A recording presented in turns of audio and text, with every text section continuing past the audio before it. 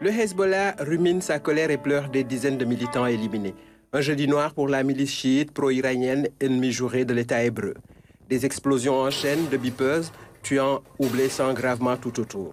Un bip pour annoncer un nouveau message, vous tenez l'appareil près de votre visage et boum.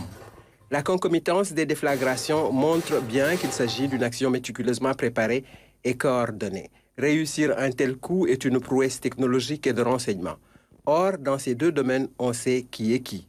Il y a quelques années, le Hezbollah avait fait le choix du beeper en raison des risques importants liés à l'utilisation du smartphone, très pratique certes, mais facilement traçable en raison des relais utilisés et du GPS intégré. En fait, ces outils dont on se sert au quotidien sont de dangereux mouchards gros traîtres capables de vous situer au centimètre près. Ensuite, il suffit juste de caler un missile radioguidé sur la fréquence de la carte SIM pour vous exploser en quelques secondes. Ça, le Hezbollah le savait.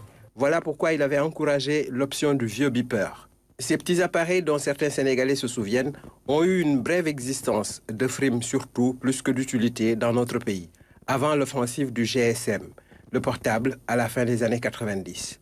Pourtant, il y avait longtemps que les premiers beepers avaient fait leur apparition aux USA, dès 1949. Qui pouvait donc imaginer que les appareils étaient piégés dès leur conception à l'usine avec l'incorporation d'une charge explosive dans la batterie?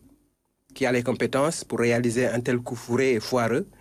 Qui, dans ce Moyen-Orient où tout le monde se déteste, avait intérêt à interrompre la chaîne de transmission et de commandement du Hezbollah? La préméditation de tuer était manifeste, sinon on pouvait juste introduire une obsolescence programmée pour empêcher le fonctionnement correct de ces outils.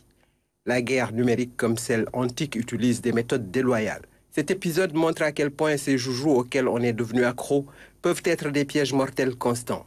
Tant que votre téléphone est allumé, on sait exactement vous débusquer, vous trouver sur cette terre et vous en effacer. Comment croyez-vous qu'Anier est tombé à Téhéran? La géolocalisation pardi.